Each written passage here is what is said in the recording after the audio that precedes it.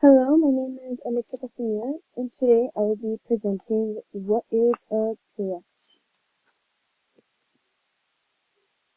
Well, the definition of bureaucracy is a system of administration that is run by bureaucrats, and you may be wondering, what exactly do bureaucrats do? Well, it's a the bureaucracy is career administrations by officials that work within the government or a large organization usually, and it is based on a rule-based administrative operation. So, like a bureaucracy is just like a system of government that is run with like different rules. You may be wondering why the United States is a bureaucracy, or why it's considered a bureaucracy. And Max Weber's would technically be like the definition of what a bureaucracy is and what it should have.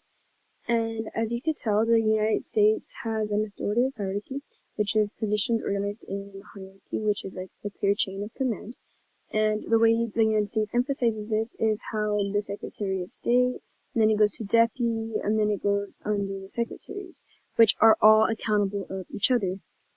And the second one would be formal selection, where people selected for jobs and have technical qualifications. And this would be the types of responsibilities where they are specialized across the bureaus and officials. Another would be the consular affairs, which is the ones that are in charge of the passports and visas. And then there's economic and business, business affairs, which are the trade policies, and those are just a few. For the third one, it would be formal rules and regulations, and this would be like the diplomats and the staff that are in charge of making decisions that are guided and make sure there are standardized procedures and just make sure that they are going and followed throughout. The fourth one would be impersonality, which are policies that are applied uniformly, regardless of who is recruiting service. So that would be everybody, not just because you're a certain race or like weight or like if you have like certain facial features. No, it should just be everybody throughout. And then the fifth one would be career orientation, which is usually like long-term careers, at least for for the United States. And it's just a structured path for advancement. And then, and then the division of labor. So in order for this to be broken down, each person has a job that has to like be met. So yeah, and then like the United States is considered a bureaucracy because it embeds all six and it allows to manage a complex relationship, and and has more necessary procedures for fairness and order throughout the country. So that's why the United States is considered a bureaucracy. And then for me, if I were to pursue a career in the Senate Department as a Foreign Service Officer, I would be a political officer because one, I feel like I'm very easy to talk to. I like to meet new people. I like journaling. I'm very just oriented. So like, I'm very just, yes. I think I give good advice, at least I've been told so. And I like to seek potential problems if we were to do a certain act. And then the next question was how to apply for this job. So the first step was to select a career track, which is the one I stated before, which is a political officer. And, well, at least I would have to apply as a political affair so that I can be shaped into that career path as a political officer. Then I would have to register online to apply through the state's Department of Official Career Portal. And then I would submit a personal narrative about my leadership, communication, and problem-solving skills. The third one is to take the Foreign Service Officer test, or the FSOT, which is a written exam based off of the U.S. government, history, economics, and world affairs. and it would also examine me on my English expression and situational judgment. The fourth one would be qualification evaluation panel, or the QEP, which reviews my test scores, essays, my education, and work experience.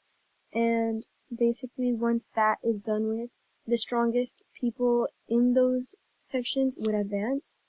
And then from there, if I were to proceed and advance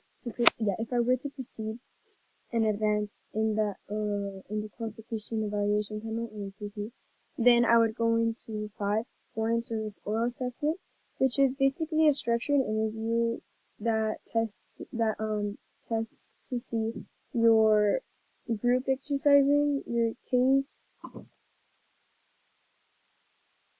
case management, and it shows how the testing of judgment, communication, team production, problem solving, and written analysis of a certain scenario. So it would kind of like interview you on that to see if like how you would react to real world situations and how you would respond to them, and to see how exactly your solution would work out with them to see if you're a benefit to the team. After that, then you have your clearances, which is basically your medical clearance, just to make sure if you can serve worldwide. Then this next one would be top secret security clearance, which is just a background investigation into your history, finances, and character. And then after they review your clearances, then you would go on to the 7th step, which is the final review panel, which is a review of your candidacy, just to make sure you meet all of the standards, and if you're approved, then you are registered of eligible candidates. After that step, the final step would be the hiring orientation, which is the actual part where you get hired. And basically, the way you do get hired, or like the requirements for you to get hired, is just based off of what the State Department currently needs at the moment. And then after that, once you're hired, the new foreign service officer attends a A100 orientation class in Washington, D.C., and then after that, that's when they receive the first overseas posting as a junior political officer. So that's kind of how that would work. And if I were to do this myself, the first step I would do is to begin studying government, history, economies, and the world affairs. And I would start by identifying what leadership, communication, and problem-solving skills I have faced and challenged, and like just start writing and like just bringing my work all together. That's kind of what I would to do. And then if I were to recognize someone else to have this job, it would probably be my dad, because he's really good with money and financial care. So I would probably put him as the economic affair. Because, like I said, he's good with numbers, he's very organized with his money, he's good at managing, he works great under pressure, he's great at negotiating. And he also likes to travel, so I feel like that's a bonus. And then he's very bubbly and outgoing, he's also really easy to talk to, and he's really great at relationship building. And that's the end of my presentation. Thank you for watching, and I hope you have a great rest of your day.